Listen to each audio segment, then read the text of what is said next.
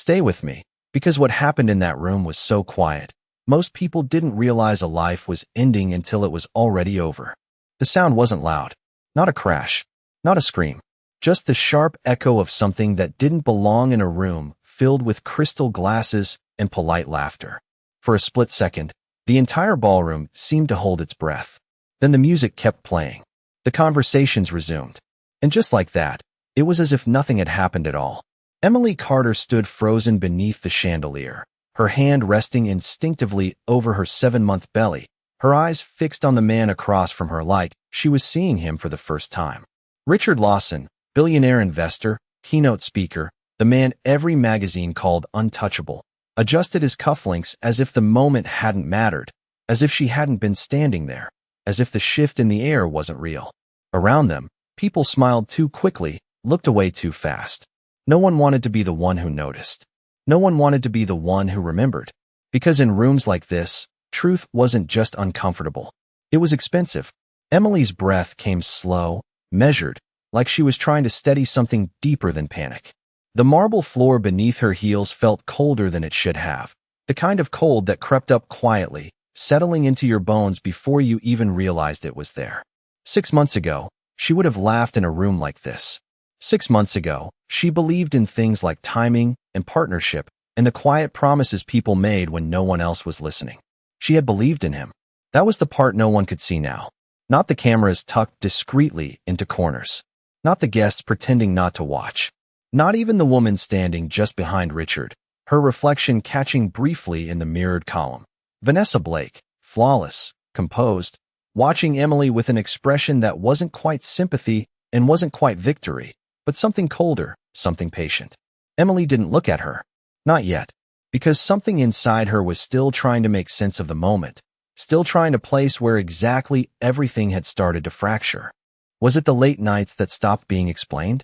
The calls that ended when she walked into the room? Or the silence, the kind that grows slowly, like a shadow stretching across a wall until one day you realize the light is gone?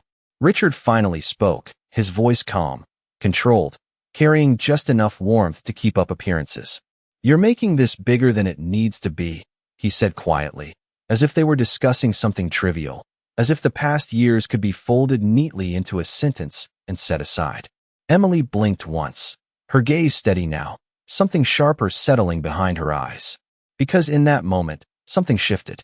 Not loud, not dramatic, just a quiet, irreversible clarity. The kind that doesn't ask for permission.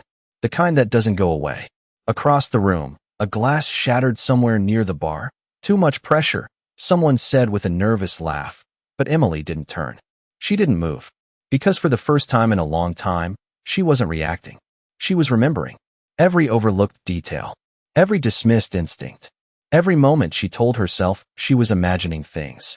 And somewhere beneath the weight of it all, beneath the silence and the stares and the carefully maintained illusion of normalcy, something else began to rise.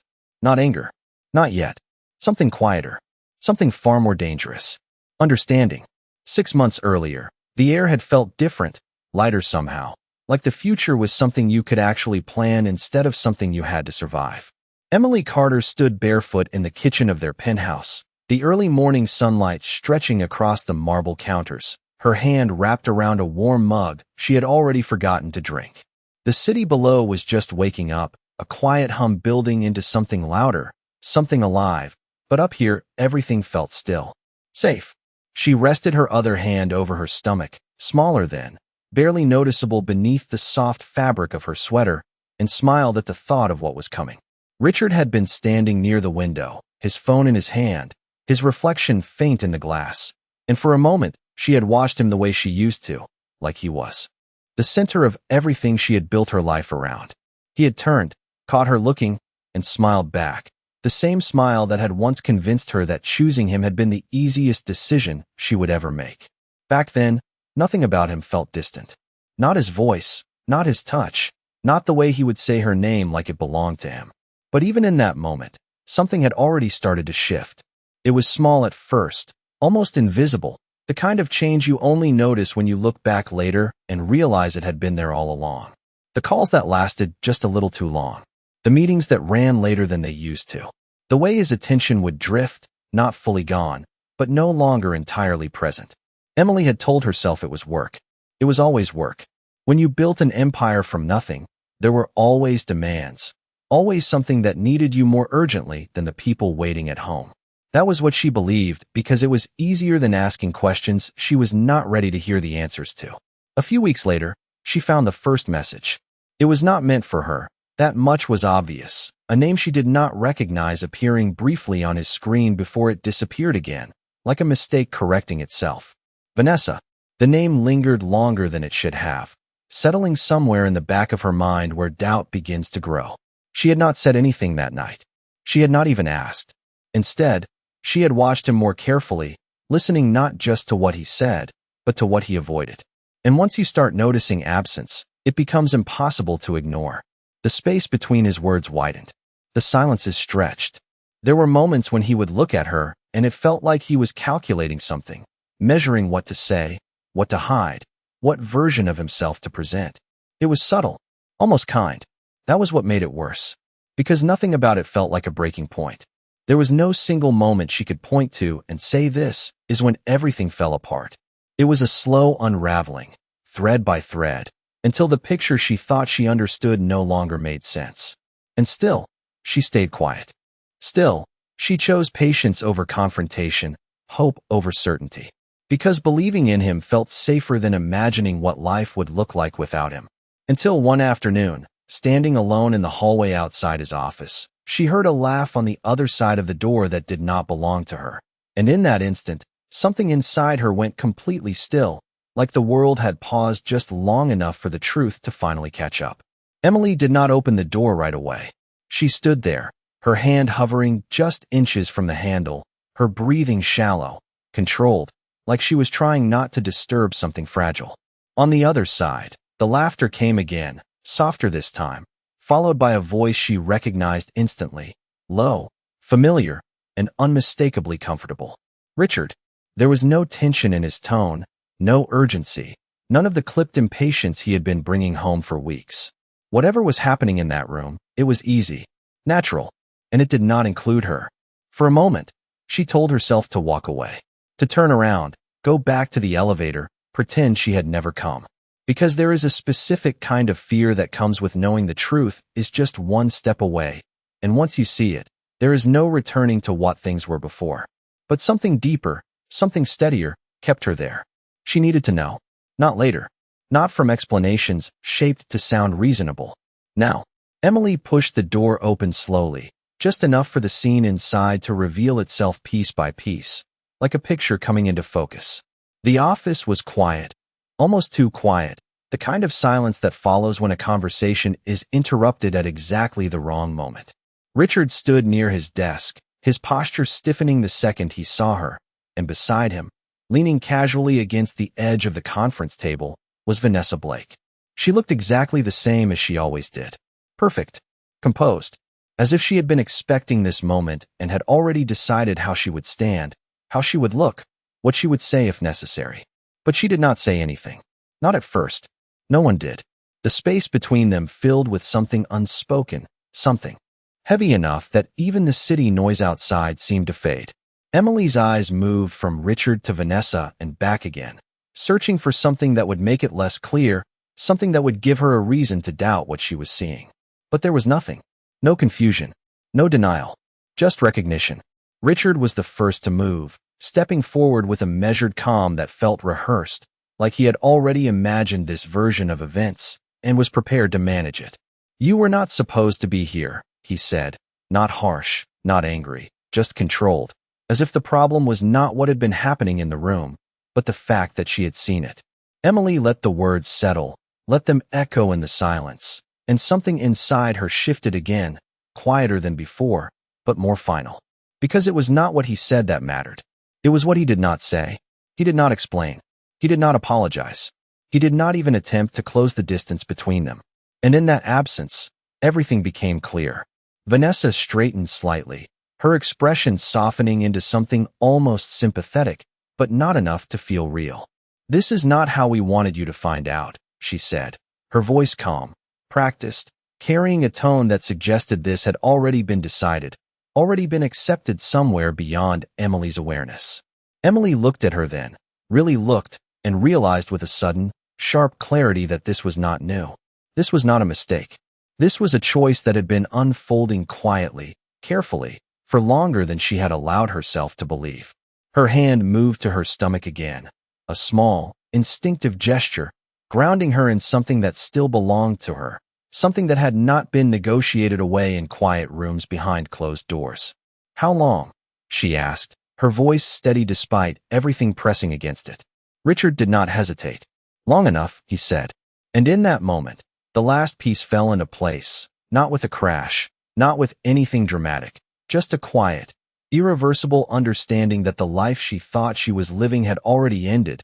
She had just been the last one to realize it. The silence in that room did not break all at once. It stretched, thin and fragile, like something that could snap if anyone moved too quickly or said the wrong thing. Emily stood exactly where she was, her posture steady, her gaze unwavering, but inside, everything was recalibrating. Not collapsing, not yet, just shifting into something colder, something more precise. Because once the truth reveals itself, it does not just hurt. It reorganizes everything you thought you understood. Richard exhaled slowly, as if the tension in the room was an inconvenience he needed to manage, not something he had created. "This does not have to be complicated," he said, his voice even, controlled, already moving toward resolution instead of reflection. Emily almost smiled at that, not because it was funny, but because it was predictable. Of course he would say that. Of course he would try to reduce it to something manageable, something that could be handled like a business decision instead of what it actually was. Vanessa stepped forward then, just slightly, enough to place herself beside him rather than behind, her presence no longer hidden, no longer subtle. It was a small movement, but it said everything. Alignment, certainty, ownership. Emily noticed it immediately. The way Vanessa's confidence did not come from uncertainty or hope, but from knowing. Knowing this had already been decided. Knowing she was not competing for anything anymore. That realization did not break Emily. It clarified her. "So this is the plan," Emily said quietly, her voice calm, almost detached, like she was observing something instead of standing inside it. "You just replace me." The words hung in the air, not accusatory, not emotional, just factual. Richard shook his head slightly, as if correcting a misunderstanding. "It is not about replacing anyone," he replied. "It is about moving forward in a way that makes sense." Emily let that settle, let the words reveal themselves for what they were. Not cruel, not loud, just empty. Because there is something more unsettling than anger. It is indifference. And standing there, looking at him, she realized that was what hurt the most. Not that he had chosen someone else, but that he had done it so quietly, so completely, without ever considering what it would do to her. Vanessa crossed her arms lightly, her expression composed, almost gentle. "We did not want to hurt you," she added, her tone measured, as if that somehow softened what had already happened. Emily finally looked directly at her, really looked, and saw something she had not allowed herself to see before. Not guilt, not hesitation, just someone who had stepped into a role and fully accepted it. Someone who had no intention of stepping back. And in that moment, Emily understood something important. This was not something she could argue her way out of. This was not a misunderstanding waiting to be corrected. This was a closed door. Her hand tightened slightly against her stomach, grounding herself again, reminding herself of what still mattered, what still belonged to her, untouched by the decisions made in that room. She nodded once, slowly, not in agreement, but in acknowledgement. "Okay," she said. Just one word. Quiet. Controlled. But it shifted something in the room. Richard frowned slightly, caught off guard, as if he had expected resistance, expected emotion, expected something he could respond to. But there was nothing. No argument. No pleading. Just acceptance. And that made it harder, because there was nothing for him to push against. Emily took a small step back, creating distance, not just physically, but in a way that felt deeper, more permanent. "Then you should not worry," she continued, her voice steady, her eyes clear. "I understand exactly what this is now." And as she turned toward the door, leaving the room behind without another word, neither of them realized that what had just walked out was not the same woman who had walked in. Something had ended, yes, but something else had begun, quiet and unseen, already moving in a direction they had not anticipated. Emily did not go home right away. The elevator ride down felt longer than usual, each floor passing with a quiet mechanical hum that seemed louder in the silence she carried with her. When the doors finally opened, the city greeted her like nothing had changed, cars moving, people talking, life continuing in its usual rhythm, unaware that something fundamental had just shifted. She stepped outside, the cool air brushing against her skin, and for the first time since she left the office, she allowed herself to breathe fully. Not deeply, just fully, enough to remind herself that she was still here, that she was still in control of something. Her phone buzzed in her hand. One message, then another. Richard. She did not open them. Not yet. Instead, she walked. No destination. No plan. Just movement. Because standing still felt too much like staying in that room. A few blocks later, she stopped in front of a glass storefront, her reflection staring back at her, unfamiliar in a way she could not quite explain. She looked the same. Same posture. Same calm expression. But there was something missing. Or maybe something new had taken its place. Something quieter. Harder. She placed her hand gently over her stomach again, a steady, grounding gesture, and closed her eyes for a brief moment. "We are okay," she whispered under her breath, not as reassurance, but as a decision. When she opened her eyes again, the hesitation was gone. Emily turned and headed toward her car. The drive back to the penthouse was silent, the city lights reflecting off the windshield in long streaks that blurred together, like everything else she had believed in over the past few months. When she stepped inside, the space felt different. Not empty, just no longer hers in the same way. The furniture was the same. The art on the walls had not moved. But meaning is a fragile thing. Once it breaks, it does not return to its original shape. She walked slowly through the living room, her gaze scanning everything with a new awareness, as if she were cataloging it, deciding what still mattered and what did not. On the kitchen counter, Richard's watch sat exactly where he had left it that morning. A small detail, but it lingered, because it meant he expected to come back to this version of life. To her, to everything remaining unchanged. Emily picked up the watch, turning it slightly in her hand, the weight of it solid, expensive, familiar. Then she set it back down in the exact same place. Not out of habit, out of intention, because she was not here to disrupt anything yet. Not outwardly, not in ways that could be seen or anticipated. Instead, she moved toward the study, a room she had rarely entered over the past year, a space Richard had gradually made his own, filled with files, documents, things she had never been invited to understand. The door creaked softly as she pushed it open, the faint scent of leather and paper lingering in the air. She stepped inside, closing the door behind her, and for a moment, she simply stood there, listening to the quiet. Then she walked to the desk. Slowly, deliberately, her fingers brushed against the surface, steady, controlled, before reaching for the first drawer. It was locked. Of course it was. Emily exhaled softly, not surprised, not frustrated, just noting it. Because this was where everything shifted again. Not emotionally, strategically. She turned her gaze across the room, taking in every detail, every object, every possibility. Somewhere in this space, there were answers. Not about feelings, not about explanations, about truth, about decisions that had been made without her. And for the first time since everything began to unravel, Emily was not looking for reasons to stay. She was looking for reasons to understand. And once she found them, she would decide exactly what came next. Emily did not rush the moment. She had learned something important in the last hour, something that settled deep beneath the surface of her thoughts and refused to move. Reacting too quickly only revealed what you felt. Waiting revealed what others were hiding. She stepped closer to the desk again, her fingers hovering just above the locked drawer before pulling back, her attention shifting instead to what was left in plain sight. Because people rarely hide everything. They hide what they think matters most. The rest becomes background, overlooked, dismissed, invisible to anyone who is not paying attention. Emily began there. A stack of documents sat neatly arranged on the right side of the desk, clipped together with the kind of precision that suggested they had been reviewed more than once. She picked them up slowly, her eyes scanning the pages without rushing, letting the details come to her instead of forcing them.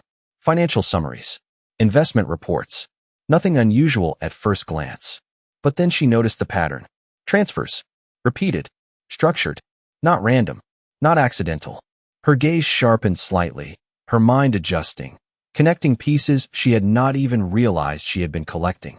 There were accounts she did not recognize, holdings that had never been mentioned, names that did not appear anywhere in their shared records. It was subtle, clean, designed to look ordinary unless you knew where to look. Emily exhaled slowly, setting the papers back down exactly as she had found them. This was not just about betrayal. This was preparation, planning that had started long before she ever heard Vanessa's name. A soft vibration pulled her attention back to the present. Her phone again. She picked it up this time, her thumb hovering over the screen for a brief second before unlocking it. 3 messages now, all from Richard. The first was simple. Where are you? The second came a minute later. We need to talk. The third was different. Shorter. More direct. Do not make this harder than it needs to be. Emily read that one twice. Her expression unchanged, but something in her eyes shifted, something quieter, colder.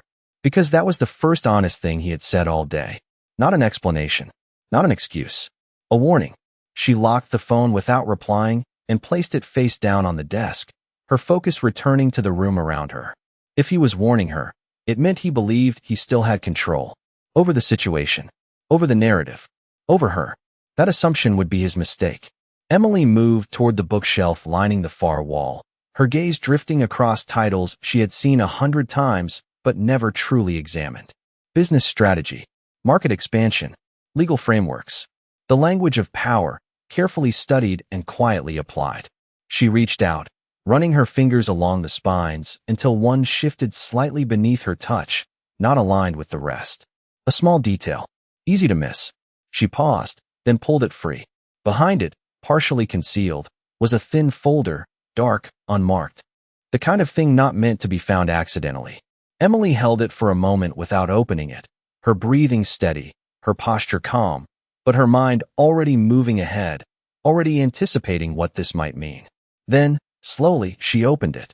Inside were copies, contracts, agreements, dates that stretched back further than she expected, and a name that appeared again and again in clean, unmistakable print. Vanessa Blake. Not recent. Not new. Established. Integrated. This was not a sudden decision. It was a transition.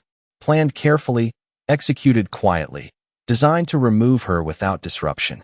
Emily closed the folder gently, her fingers resting against the cover for a moment longer than necessary. Not anger. Not shock. Just confirmation. The last piece of uncertainty dissolving into something far more solid. Understanding. She placed the folder back exactly where she had found it, sliding the book into place with careful precision, leaving no trace of her presence behind. Because this was not the moment to confront. Not yet. This was the moment to prepare. And as she stepped back from the shelf, her hand once again resting lightly over her stomach, there was no hesitation left in her movements, no doubt in her expression. Whatever came next would not be decided in rooms she was excluded from. It would be decided by her. Quietly. Deliberately. And when it happened, no one in that room earlier would see it coming. Emily did not sleep that night. The city outside dimmed gradually, lights flickering off one by one. But inside the penthouse, everything remained still, controlled, deliberate. She sat at the edge of the bed, her posture straight, her breathing even, her mind moving with a clarity she had not felt in months. The version of her that had once waited, once questioned, once hoped, was gone now. In its place was something quieter, something far more focused. Her phone remained on the nightstand, untouched since she set it down hours ago, the screen dark, the messages unanswered. She already knew what they would say. Apologies shaped like strategy. Explanations designed to redirect. None of it mattered anymore. Because she was no longer listening for reasons. She was listening for patterns. And patterns did not lie. By morning, the decision was no longer forming. It was complete.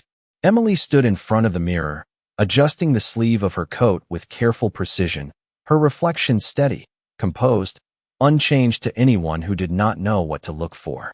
But the difference was there, in the stillness, in the absence of hesitation.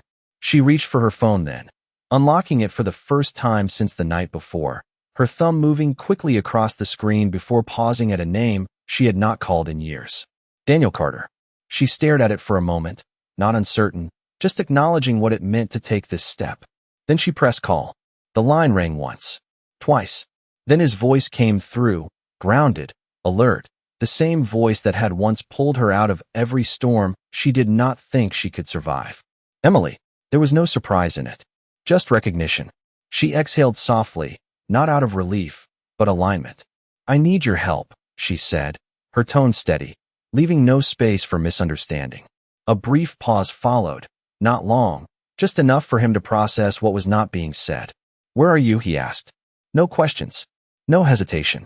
She gave him the address, her eyes fixed on her reflection as she spoke, watching herself as if confirming something final. I will be there in 30 minutes, he replied, and the line went quiet. Emily lowered the phone slowly, placing it back on the table with the same controlled movement she had used for everything else that morning. 30 minutes. Enough time to prepare. Not emotionally. That part was already done. Practically. She moved through the penthouse with quiet efficiency, selecting only what mattered: documents, a small folder, her identification, nothing more than what she could carry without drawing attention. She did not rush. She did not hesitate. Every movement had purpose. When the doorbell rang exactly 29 minutes later, she was already standing near the entrance, her coat on, her posture straight, her expression unreadable. She opened the door, and for a brief second, the past and present collided in the space between them.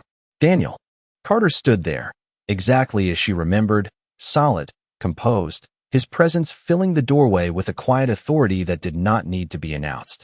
His eyes moved quickly, taking in everything: her face, her stance, the silence behind her, and something in his expression shifted, not shock, not anger, just understanding.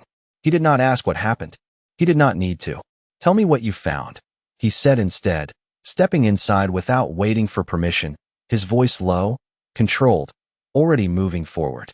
Emily closed the door behind him, the sound soft but definitive, like a boundary being set. She turned to face him, her hand resting lightly over her stomach again, grounding herself in what remained unchanged. It was never about feelings, she said quietly. It was planned. Daniel held her gaze, his expression sharpening slightly, not reacting, but adjusting. Then we do not respond emotionally, he replied. We respond correctly. Emily nodded once, the smallest movement, but it carried everything. Because this was no longer about what had been taken from her. It was about what she would take back. And for the first time since everything began to unravel, she was not alone in that decision. Daniel did not sit down right away. He walked slowly through the penthouse, his eyes scanning every corner with quiet precision, not as a guest, but as someone assessing a situation that had already crossed a line.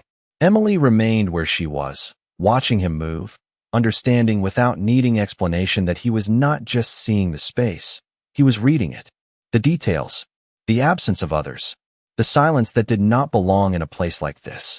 When he finally turned back toward her, his expression had settled into something firm, something resolved. Start from the beginning, he said, his voice low, controlled, leaving no room for hesitation. Emily nodded once and stepped toward the table, opening the folder she had prepared, laying out the documents in a clean, deliberate order. Financial transfers, hidden accounts, contract dates, names that repeated with too much consistency to be coincidence.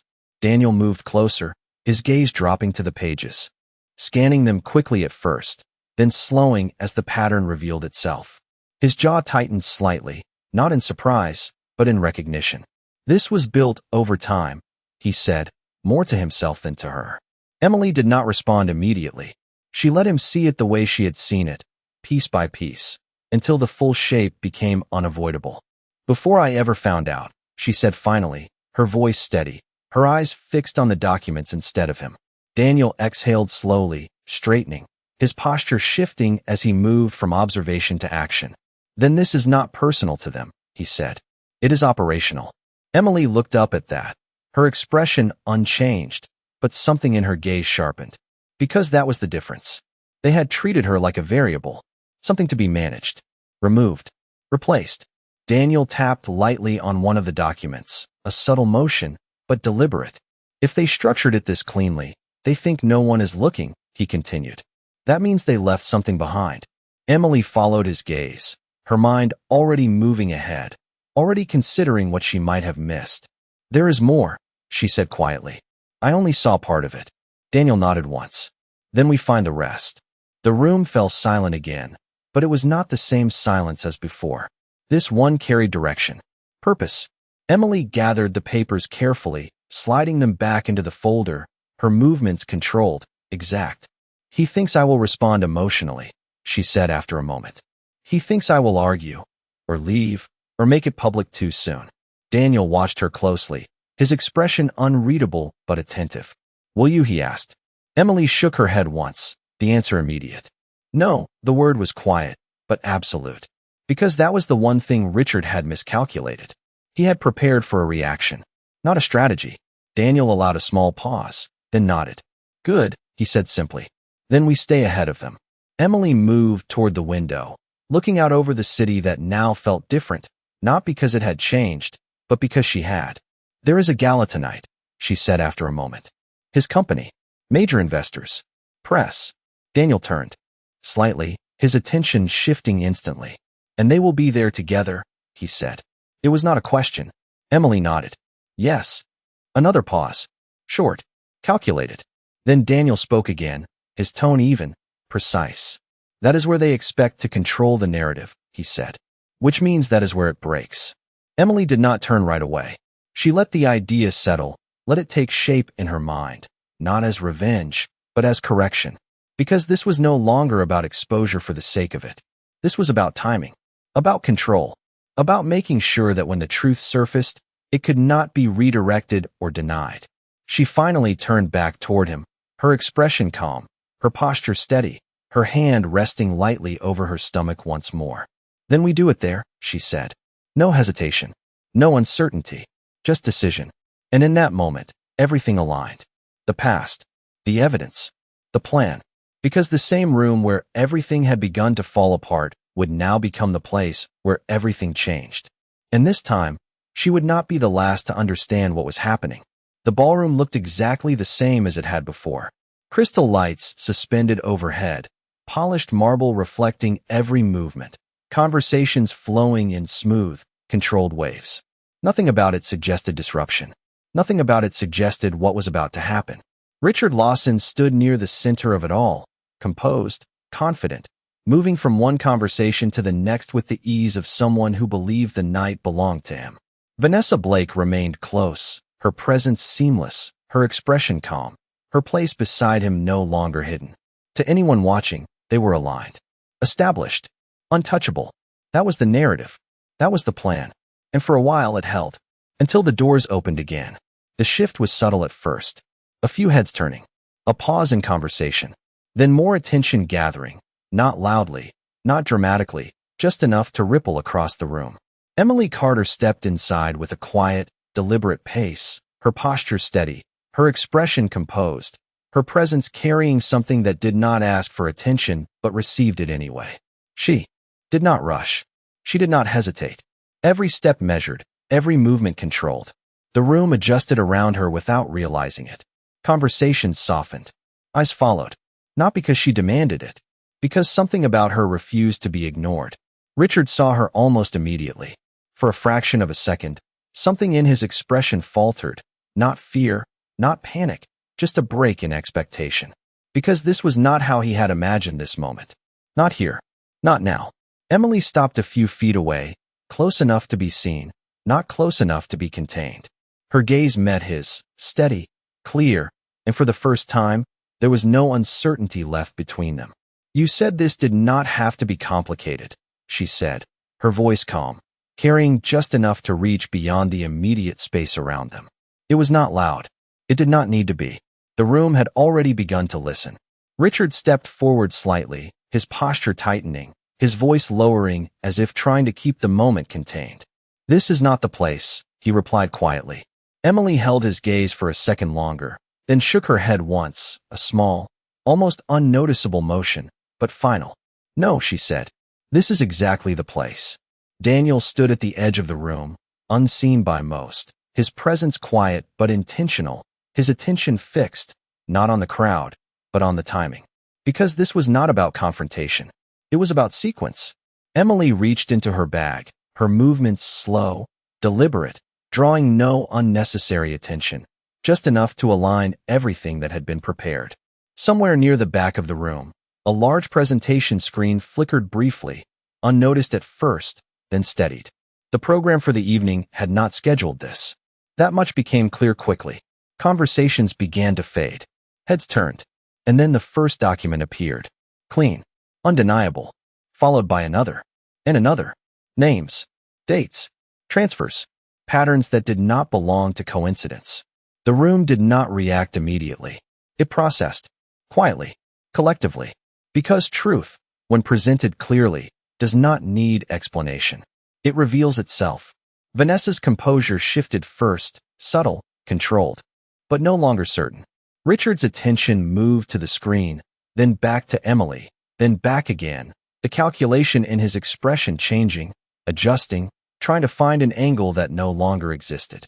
Emily did not move. She did not speak again. She did not need to. Everything that mattered was already visible.